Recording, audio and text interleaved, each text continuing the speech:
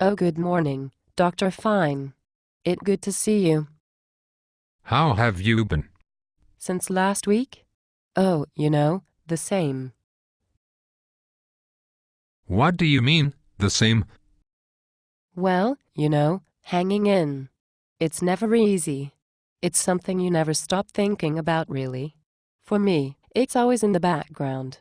But I'll be okay, whatever that means. I see. What do you mean by that? Well, I'm seeing someone. Run. He's nice. He also lost someone, so we know what it's like. Oscar hates him, of course. Why do you say that? He thinks that I have forgotten his dad because I am moving on. He is really having a hard time with this, but I really think I have to live a bit again. I see. I'm still so worried about Oscar. It's hard to concentrate on work when I know he is so distressed. It's been so long now, he is still so depressed. Do you think there is any progress? Well, we have talked about this before. These things take time. But it has been so long, 2 years now. I know it must seem like a long time. Well, I still am so worried about him. He spends hours alone. He talks to everyone, but he really only close with his grandmother. And I worry about that. She is very nice, but she not the most stable person in the world. Interesting. Let's talk about that in a minute. First, tell me a little more about Oscar. What is he spending his time doing? Is he going to school? Well, he hasn't changed. Let's see. He is certainly busy.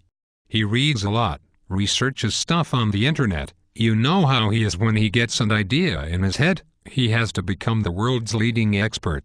He still likes to hide out in his dad's closet. In the dark. Alone. And yes, he is going to school a little more now, but he still misses a lot of time. Well, those things give him a sense of control over his life. These are things that are facts. That's comforting to someone who is recovering from trauma. You have to just be patient. I know. I am trying. I worry about him, though. What about specifically? Well, he is so upfront with people that he meets. He does not seem to have any barriers to what he says. He just talks to anyone, the homeless man at the museum, people on the street. And sometimes it's inappropriate. He is always telling strange women that they are beautiful and asks if he can kiss them. For God's sake, they think he is a weirdo.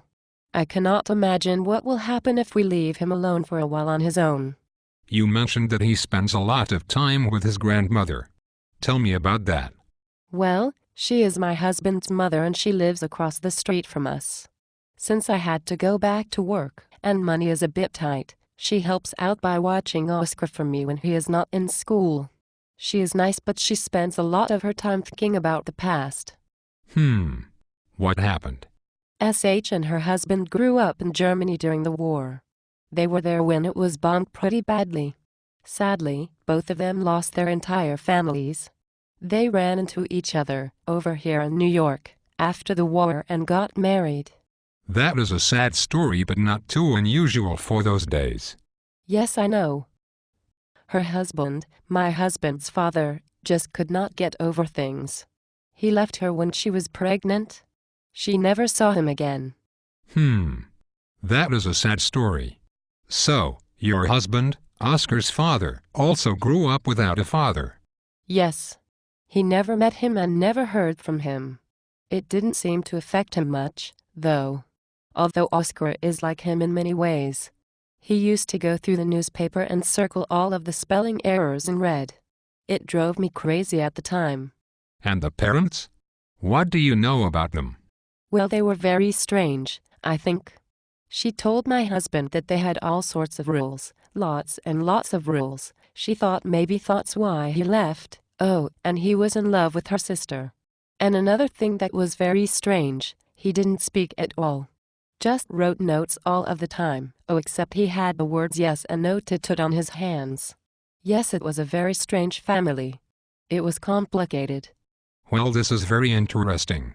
You know that this kind of anxiety runs in families. We suspect here is a genetic link. It sounds as though your husband's family might be oriented this way. Well, maybe. That could explain a lot about Oscar. Yes, it could. But we have to focus on his getting better now. And you too. Oh, I don't think you have to worry about me. I am very strong. I think stronger than anyone in the family. I am sad, but I will be fine. Yes, I believe you will be fine. I know it is important for me to look strong for Oscar. I try not to show him that I am sad, but I wonder sometimes if that is the right thing to do since he thinks I am not grieving. I am, but I just don't show it. You are doing very well. It is important for Oscar to feel loved and safe. He will pick up a lot from you.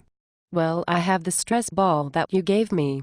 I keep it in my purse and use it when I feel overwhelmed. Thanks for that little tip. You are welcome. And I know that Oscar will come around to your new life. I hope that your friend, Ron, is patient. Yes. He understands the situation. Well, the hour is almost up. Keep up the good work and keep an eye on Oscar. He is not out of the woods yet, but I believe he is getting much better. It will take time. Thank you, Dr. Fine. I will bring him back next week.